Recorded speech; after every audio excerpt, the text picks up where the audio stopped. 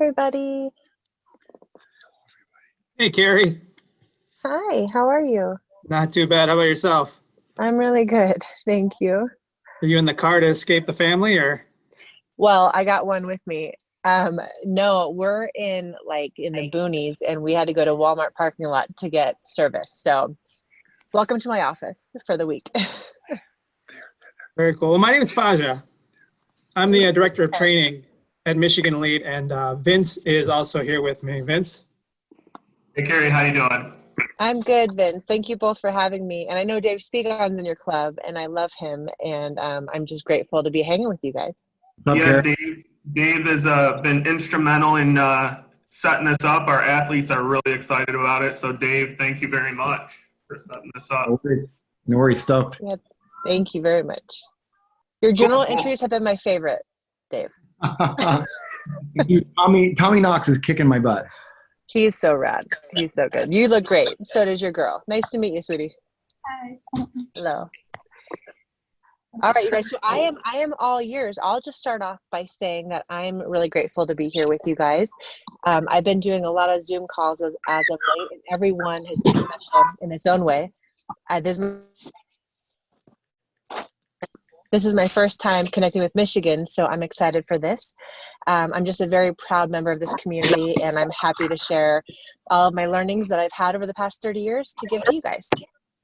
No, we appreciate that. Aj and I are really excited. We got a couple of questions for you, and we're going to just let the athletes, because this is all about you guys. They want to meet you and just connect with you, and I think that's awesome that you're doing it. So my first question for you is, what is leadership in your mind? Well, leadership is something that we all have within us, and I think it's our duties to be a leader in our own lives. I think the best leaders in the world are the most authentic, which means to me they walk their talk. There's a book that I love that I've referenced on so many Zoom calls, but it's called Lead Yourself First.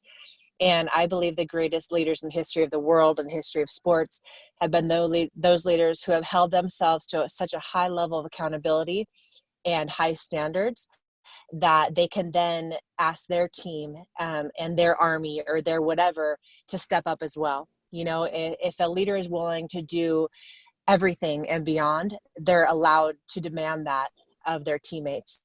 And so leadership to me is fluid. Leadership to me is deeply personal. I think our individual expressions of leadership is so different. Some people lead by example. Some people lead, verbally and through teaching. But it's our duty to kind of find a way where we make an impact in our lives. And I think if we leadership to me is to be the change you want to see in the world or on your team.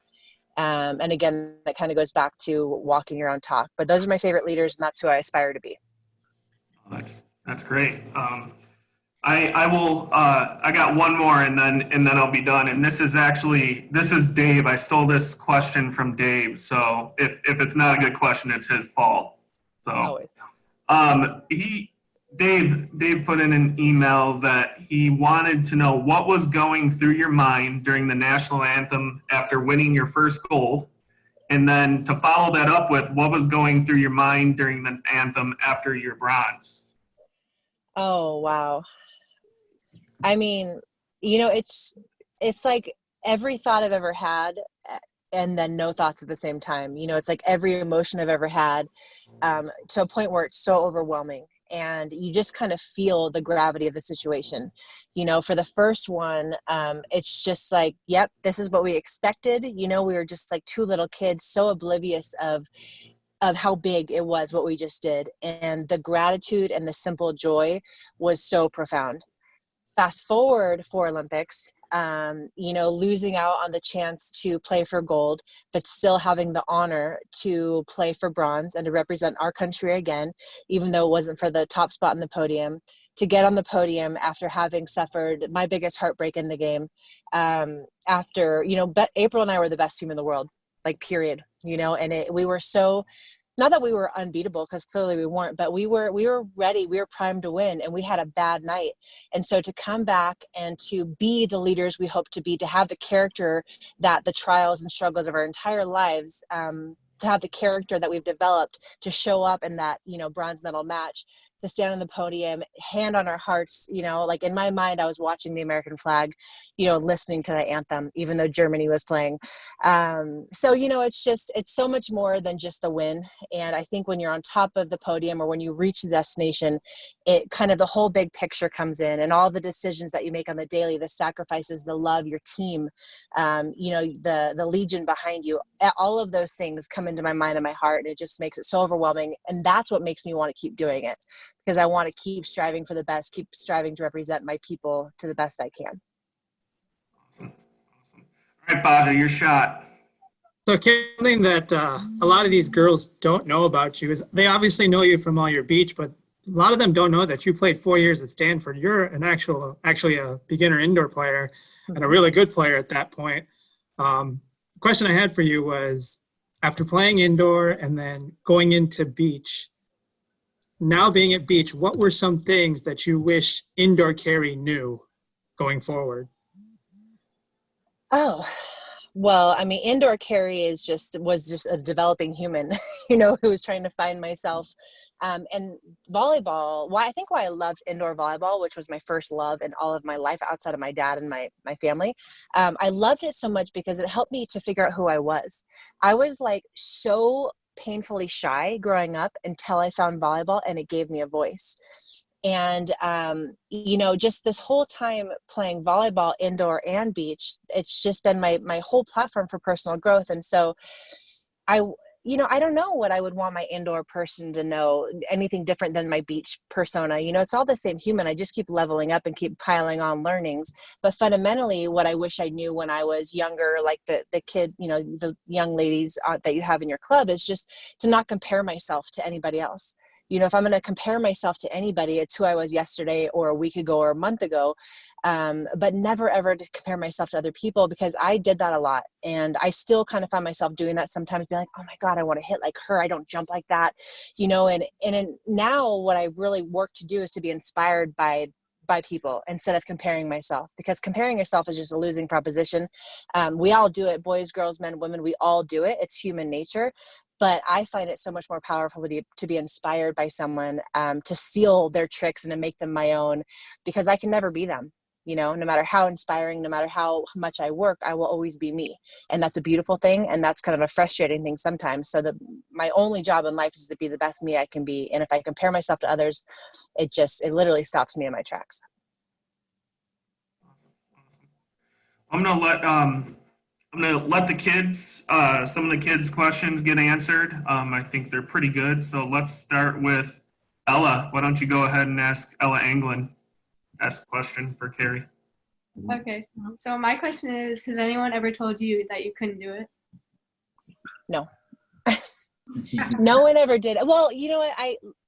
Not specifically, you're not good enough. Like, I never received that. I always received like premature praise, which it's like the opposite. It's the same insecurity as someone saying you can't do it. People just assumed I can do it, and I hadn't done it. That made me really insecure. So it's kind of a different problem, but the same problem. Does that make sense? But I had a couple times in my career where doctors said you'll never play again. And that was really a gut check, really, really hard. That's when, like, situations where I've learned what I'm made of, where I've learned that the power of the human spirit surpasses any diagnosis and prognosis, that where there's a will, there's a way. When I was in high school, I was so skinny, people thought I had an eating disorder. I was so quiet, people thought I was, a little bit slow and dumb in the head. Like, I've had so many kind of projections put on me and judgments put on me. But fundamentally, even though I'm an insecure girl and I'm always working on my self-worth, I know who I am, so even when people were throwing those things at me, I just fundamentally, I know I'm a good human. I know I'm a worker and I'm a learner. So even if people called me dumb, called me weak, doctors said I couldn't do it, I fundamentally know I can do it. And I'm willing to put the work behind it.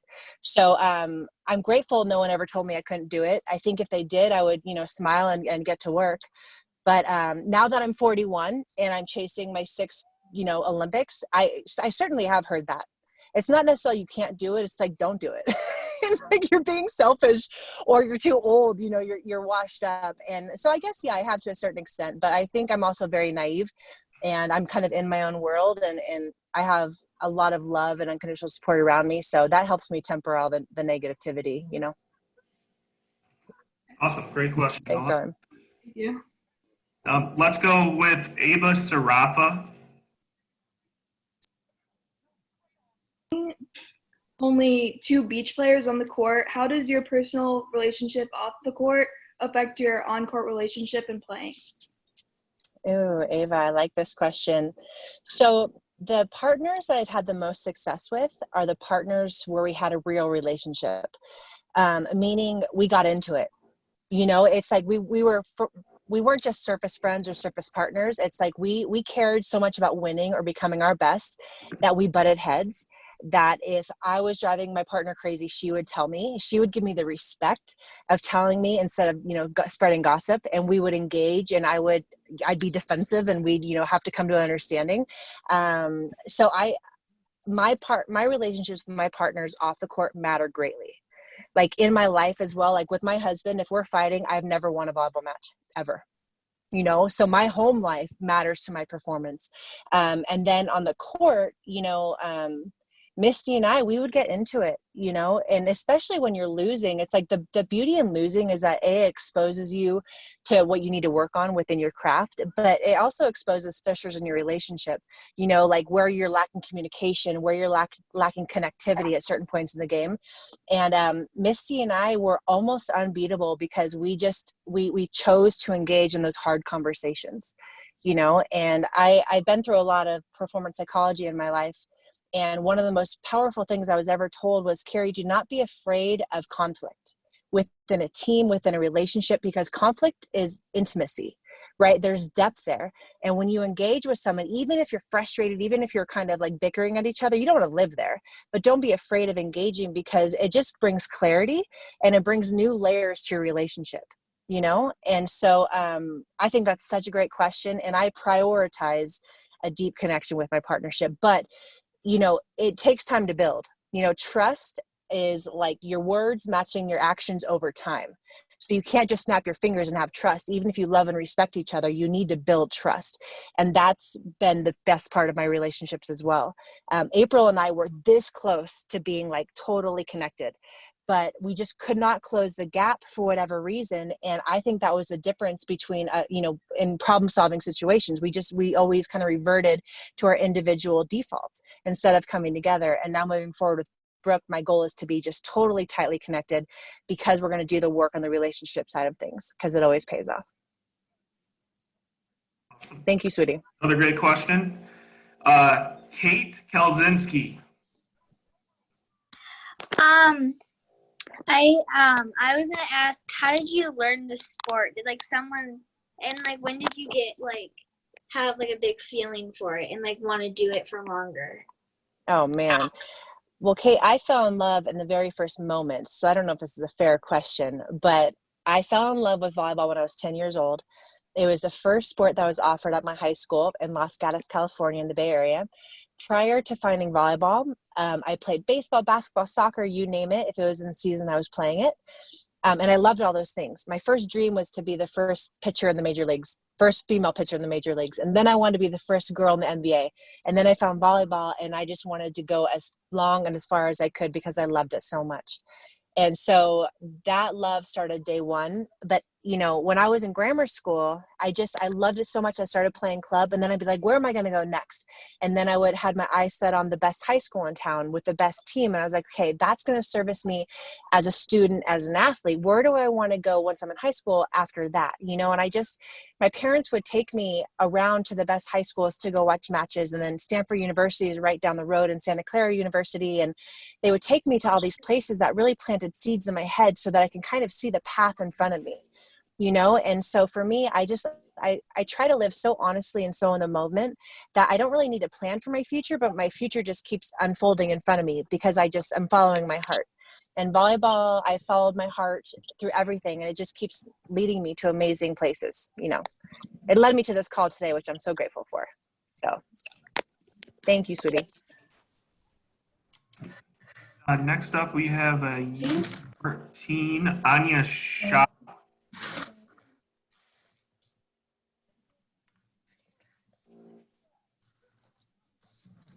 Hi. So, my question today is, what was the happiest moment of your entire volleyball career? Well, that's not very fair, Anya. To pick one? Man, okay, the London Olympics was a very special Olympics for me in many ways. It was my last Olympics with Misty May Trainer, who is my childhood idol, my forever idol. I knew she was retiring. It just felt very special. We were trying to do something that no one had ever done before. We had a really terrible year leading up to the Olympics. And then once we got there, we just turned it on to a different level and we remembered who we were. And in the semifinal match, we were getting a butt kicked against the number one team in the world at the time, 14-7 in game one. And we turned it around.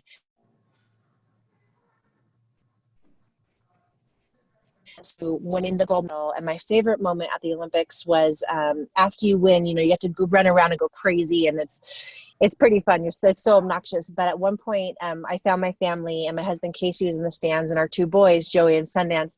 My family handed them down to Misty and I remember holding our boys as gold medalists. My daughter was in my tummy. I was very early pregnant with her. And so it's like our whole family was there. And that was the most special moment, to win a gold medal as a mommy and to just be able to celebrate with my beloveds, to rejoice with my family, to rejoice with my teammate.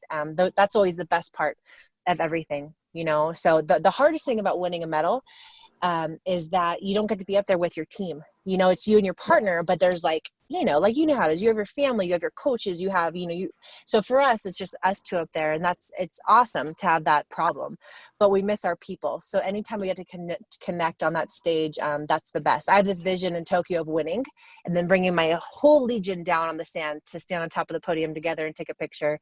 Cause that's never happened before. And I want to make that happen so bad. That's amazing. Thank you. Yeah. Thank you. Oh, good questions, guys. Mm-hmm. I believe we have Amanda Glanton. Hi, okay. So my question is, what does your training or workout schedule look like every day? Like, how do you train for your games? Yeah. Well, I'll just give you a week. Is that okay? Yeah. Okay. So basically in normal times, because right now I'm kind of in off season because I had to do that because I couldn't play volleyball and that was making me panic. So during like preseason, I'm on the beach 5 days a week for 2 hours of practice. That includes warm up. So I used to go 4 days a week for 3 hours, but I have a new coaching staff and they believe in shorter time frames so we could be more focused for that time and be more intentional for every rep. But we add one more day. So I go 5 days a week. Once in a while, I go 6 days a week. Every single practice, the first hour, we focus on the basics, like the most boring stuff, because we know to be the best in the world, you have to be masters of the fundamentals. And so every practice has a focus of that. And then we kind of build into what we're working on. I strength train 2 or 3 times a week. It's about an hour and a half each session with my trainer, Tommy Knox. I do Pilates 3 times a week. I do once in studio, once in my backyard, once on the beach. Everything is working on my body connectivity and alignment and being powerful. I have a thoracic mobility specialist and hip mobility specialist that I work with 3 times a week. And that's all working on alignment and kind of my pillars of power within my body. I do mindfulness training every single day. I meditate and I have a gratitude journal. I work with my sports psychologist to work on my focus agility and to work on anxiety and, dealing with pressure and talking about my fears so they become smaller and smaller and I become braver and braver. So that's kind of a snapshot of every single week. It's very consistent. The only kind of variable is if I meet with my sports psychologist or not. Other than that, I do all of those things. And to be able to do all those things, I focus on my rest and recovery, which is proper nutrition, proper hydration. I could sleep all day long. I'm a Leo. I'm a lion. I could sleep 12 hours easily, but I know at a minimum I need 8 hours. And so I go to bed at a certain time at night that will get me 8 hours of sleep. My favorite time to wake up in the morning is 4:30. So I have to go to bed pretty early. So that's my deal. But without sleep, none of that happens. And as young ladies and just, humans, sleep regulates every system in our bodies. And if we want to expect greatness out of ourselves, body, mind, and spirit, we have to prioritize sleep and nutrition. And that's a huge part of my process. Thank you. Kind You're of welcome, to sweetie. bounce off that, we had another good question from Mia Eckel talking about nutrition. So Mia, Okay. if you want to ask away. I want to know what your diet was like while you were training and playing in the Olympics. Well, Miss Mia, so I am one of the people who believe in being consistent, right? Like I don't want to show up at a tournament and totally have to change everything that I do. I don't want to show up at a match and be a totally different person. So I train how I compete. I eat how I eat every day. You know, I mean, sometimes I'm in China or Japan and my offerings are different. So that's why I bring a lot of stuff from home. But generally, my rule with eating is to eat enough protein. Every single meal or snack that I have, the number one thing I ask myself is, what is my protein? Because, you know, as athletes, we're always tearing down our bodies, and I want to rebuild those muscle fibers. And so the number one thing I think is, what's my protein? And then I build my plate around that. I eat a lot of clean, healthy fats. Coconut oil, avocado, nuts. I lean on those a lot. Hydration is a huge thing. And that's kind of it. When I shop, I try to stay out of the middle aisles, you know, because that's where all the processed packaged food is. So I try to stay on the outskirts. I'm not perfect with this, and I'm not kind of a Nazi with this. You know, I'm definitely live life. But ideally, the ideal me would stay out of the middle. I'd eat real food. I eat a lot of protein bars and shakes. That being said, real protein, real food is the best way to go, you know? Eating competition days is like just eating nails. It's really hard for me. And so I eat really simple food that my body can break down, because I always get the pregame jitters, and, you know, I don't want to be digesting something crazy. I don't know if that's TMI, but I just eat clean, basically. That's my goal. Is it a vegetarian diet? Nope. I'm a big meat eater. You know, that works well for my body. I have, you know, I don't know if you can see my face. I have a lot of gut issues, and it's been coming out like literally 3 months ago, you guys, I thought I had dementia. It was crazy. My hormones were out of the place. Like I couldn't think. And I had this realization that over the past 6 years, I've had 7 courses of antibiotics because of all these surgeries I've had. And 1 course of antibiotics messes your tummy up for 2 years. And I've had 7. And so I've been on this like mission to rebuild my gut. And so the more I can eliminate sugar, the more I can eliminate processed foods, the more I can think, the more I can be, because my focus was terrible. Like I fancy myself a very stable person, and I was all over the place. I had a lot of acne, and I'm 41. It's like, what the heck is that? So girls, if you guys have acne, you got to fix your gut. So, and clean eating is the best. So, sorry, that was probably TMI for you boys, but you know, we're all in this together. Awesome. So Thank you. You are awesome. Thank you. you're welcome. Cool. How about we got a little 10, 11-year-old Blair Russo.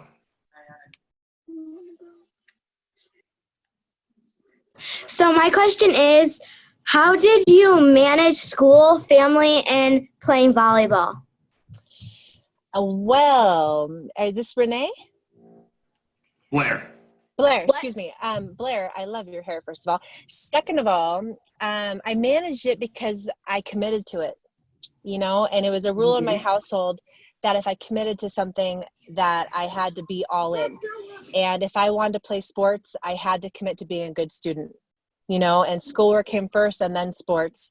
So in my life, even now, my life is kind of the same. I have my faith, I have my family, and I have my sports, which is my career. And I just pay attention to those 3 buckets. And I know that if I'm ever feeling overwhelmed, I'm probably not paying attention to one of those buckets like I should. But not generally I do. And I lean on my people. You know, I lean on my teammates, I lean on my coach, I lean on my support system, which is my husband and my friends. And so that helps me to get everything done. But I think fundamentally, once I make the choice to commit, I'm committed, and then I just do what it takes. I make sure that I take care of myself, and that any practice that I'm doing is something that I could do for a long time, because I don't want to burn out, and I don't want my body to break, and I don't want my mind to shut down. And so every practice I have is very sustainable. And it's all about body, mind, and spirit connection.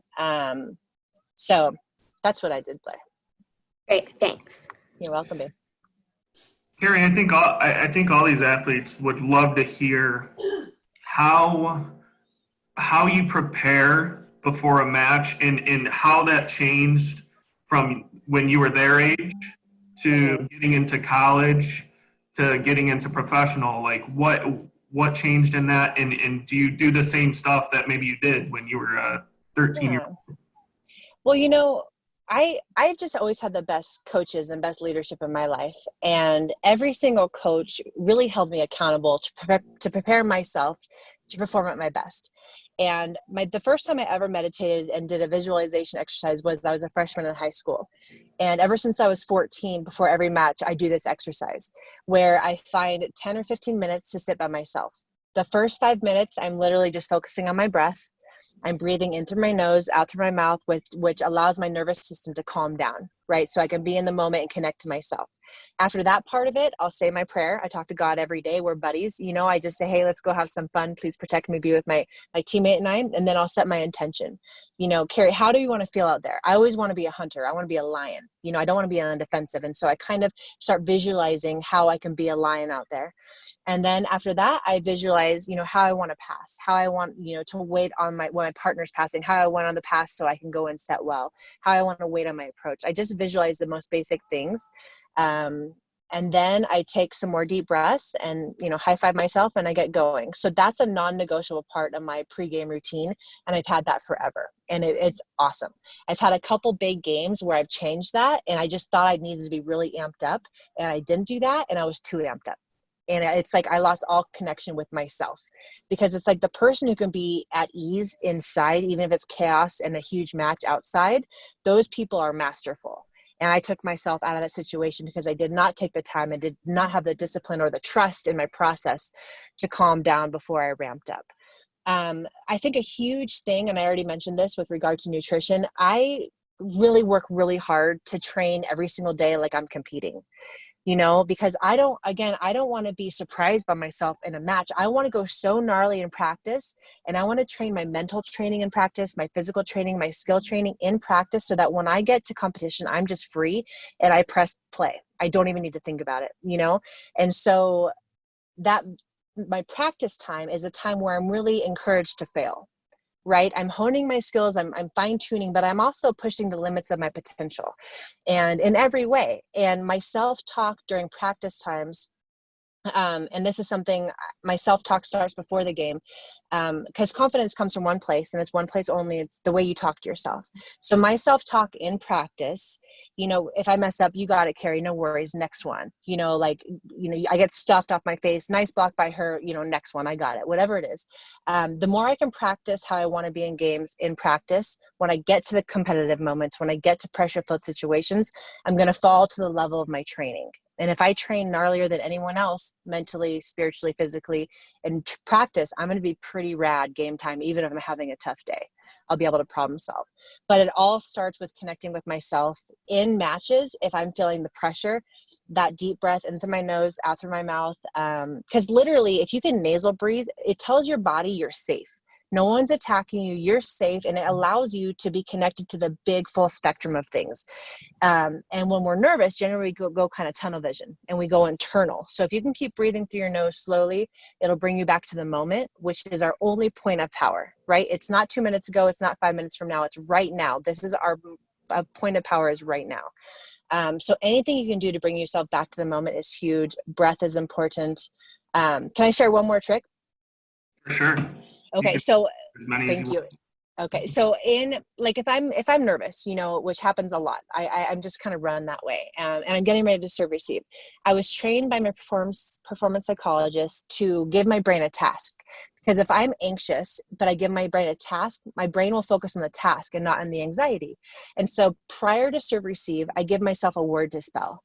I spell pass, or I spell joy, or I spell now, you know, all these moments. Now, forever forward, I'm going to spell Kobe, because Kobe Bryant was a friend of mine. I love him, and he makes me brave.